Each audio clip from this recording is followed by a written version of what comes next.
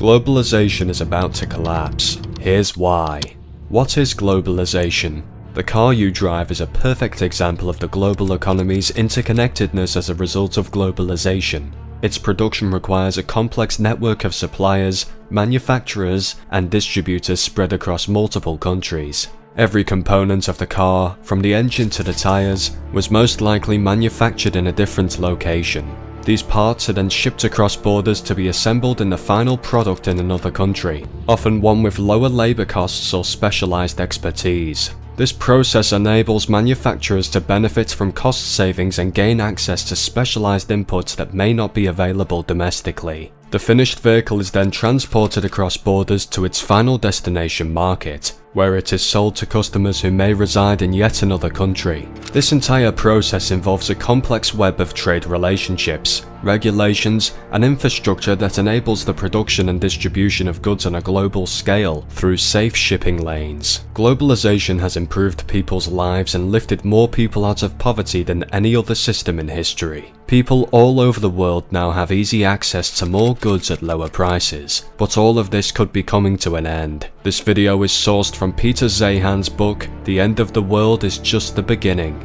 The History of Globalization. People have been trading goods for nearly as long as they have existed. Almost everyone must have heard of the spice trade or the Silk Route. Chinese goods like silks, tea, jade and spices began to appear on the other side of the Eurasian continent. They arrived after being transported thousands of miles along the Silk Road. Trade had ceased to be a local or regional affair and had begun to become global. The Silk Road was able to thrive in part because two great empires controlled much of the route. If trade was disrupted, it was usually due to blockades by local enemies of Rome or China. If the Silk Road eventually closed, as it did after several centuries, it was entirely due to the fall of empires. When it reopened in late medieval times, it was due to the rise of the Mongols. This pattern we have seen throughout the history of trade. Where nations protect it, it thrives. When they don't, it suffers. Countries with strong navies primarily established their own trade routes and rarely traded with each other. In many cases, if given the opportunity, they even robbed each other. The lack of cooperation made it easier for pirates to make strongholds in pockets. Piracy made foreign trade extremely risky. Nations stole from each other and pirates stole from everyone. Global trade remained expensive and unreliable for centuries. That is until 1945. Modern globalization. The United States emerged as a major naval power. The US decided to use their naval superiority to establish free trade across the seas. The US bore all cost for maintaining the Navy to police the oceans, but there was a catch. If you wanted a piece of the free trade routes, you had to be firmly against the Soviet Union. Despite this geopolitical mandate, a new era of global trade had begun. The days of piracy were over. If your country was low in resources, you could easily import them. People across the globe could share their resources and have access to far-flung markets. Pros and cons of globalization. Globalization has also made it easier for countries to transfer technology and knowledge, allowing them to develop their own capabilities in areas such as information technology, biotechnology, and renewable energy. This has aided in stimulating innovation and promoting economic growth and development. The impact of modern globalization on emerging economies such as China and India have been significant. In recent decades, both countries have experienced rapid economic growth and development, owing in large part to their integration into the global economy. For the countries that could not benefit from globalization, the World Bank and the IMF were created to promote economic growth and stability. Struggling economies could get low-interest loans to get industrialized quickly. Loans from both the IMF and the World Bank helped usher in an age of prosperity for nations that were not able to reap the benefits of free trade. More jobs were created, which helped catapult many struggling economies, and their wealth rose. This era saw the fastest economic growth in human history. Globalization after the Cold War. The Cold War ended in 1991, and the world became more interconnected after the Soviet Union collapsed in 1989. This is due to the fact that the communist bloc countries, which had previously been deliberately isolated from the capitalist West, began to integrate into the global market economy. Trade and investment increased, while migration and cultural exchange barriers were reduced. The end of the Cold War wasn't the only thing fueling economic growth. Technological advancements, such as mobile phones and particularly the internet, helped globalization immensely by connecting people all over the world and facilitating the exchange of goods, services, cultural products, knowledge, and ideas. The elephant graph. If the effects of globalization can be summarized, the Lanka-Milanovic graph, better known as the elephant graph, is the most accurate representation. The graph shows that income for people in Asia's emerging middle class, particularly in China and India, increased significantly between 1988 and 2008. The graph depicts the unequal distribution of income growth over the last few decades, with significant gains for people in certain countries and income brackets but little progress for others. Many jobs in developed countries have been lost as companies outsource production to cheaper locations. For many workers, this has resulted in unemployment and economic uncertainty. While some people and businesses have benefited from increased globalization, others have been left behind, resulting in growing income and wealth disparities. Shift in USA's opinion of globalization. Some Americans may see globalization through a political lens, as a tool used by multinational corporations and global elites to consolidate power and wealth, and do not have a favorable opinion of globalization.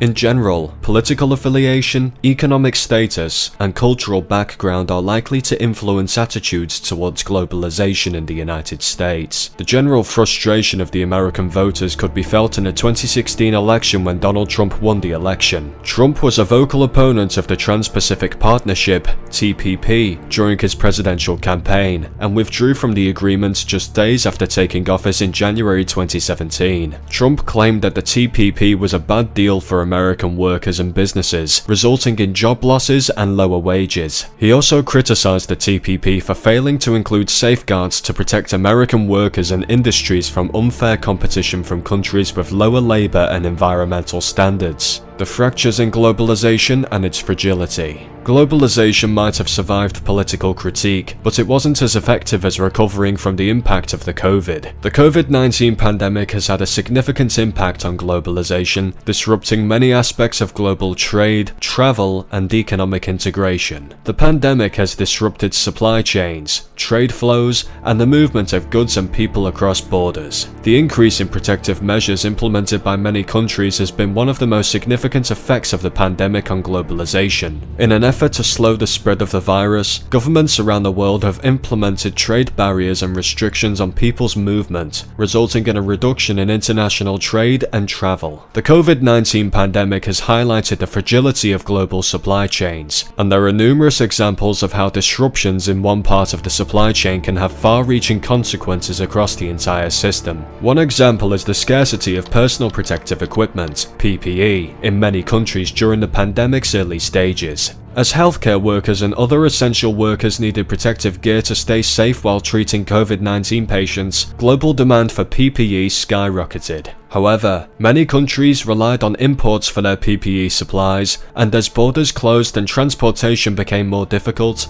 the supply chain for PPE broke down. This example shows how disruptions in one part of the supply chain can have far-reaching consequences for businesses and consumers worldwide. The pandemic has demonstrated that supply chains are not as robust as many had assumed.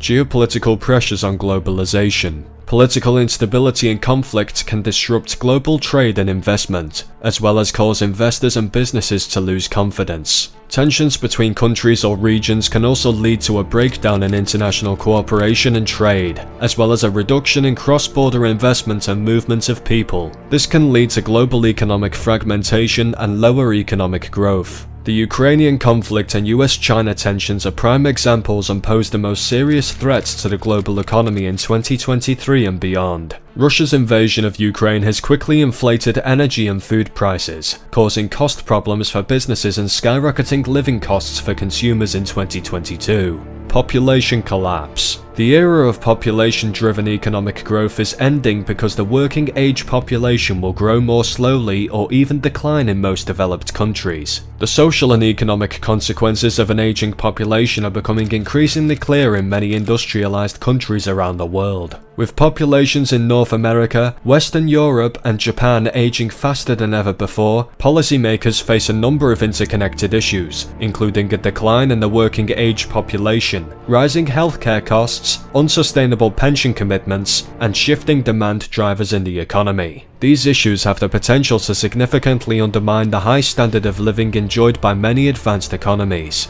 An aging population also means less technological advancements. Countries may look to Japan as it faces similar issues. However, it is difficult to replicate the strategies Japan employed as it relied on a new economic strategy of desourcing, which means that instead of outsourcing, the start-to-finish processing was done in the country the product was destined for. But the problem is, what if the country in question was already facing population decline? As workforces decline around the world, desourcing will not be as viable as previously thought. If you live in a rich country, your quality of life has probably peaked and will probably decline, or if you are lucky, it might plateau over the next few years. What do you think? Give us your opinion in the comments below. If you liked this video, then please give it a like and watch our channel for more interesting content.